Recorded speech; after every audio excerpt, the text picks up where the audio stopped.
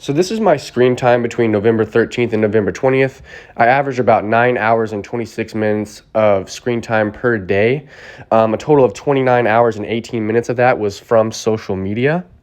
My number one social media app was YouTube, followed by TikTok, Snapchat, Instagram, Safari, and the other two were Spotify and a chess game, but those aren't social medias.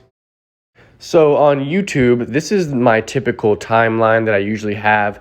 It's a lot of Andrew Tate, Joe Rogan, Nelk Boys, NFL, Patrick Bet David, Deion Sanders, a lot of other stuff. It's mostly news mixed in with sports, as well as a lot of podcasts and a lot of MMA stuff as well. I watch a lot of MMA stuff on YouTube, particularly Joe Rogan and Ariel Helwani.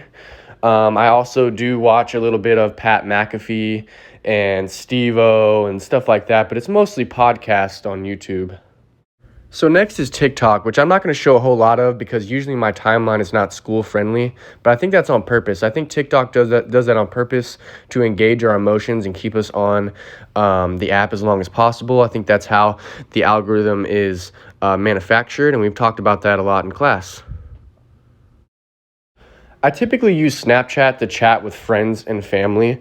I'm not going to show my personal chats, but here I'm showing basically the people that I have on Snapchat that I'm friends with and the stories that they post. I can't show the post because if I screen record the post, it'll notify them that I did that. But basically, these are all the people that I have on Snapchat. A lot of them are either friends, people I know, people that I know from back home, people in College Station, people in San Antonio, etc. The little lock button on the circle, or the little lock thing on the circle, indicates that I'm on their private story. The final social media that I'm going to show is my Instagram. This is what I typically see on my Instagram. This is actually through my following feed. I don't like to do the other feed that basically just promotes whatever Instagram's algorithm shows you. I typically like to see content from the people that I'm following.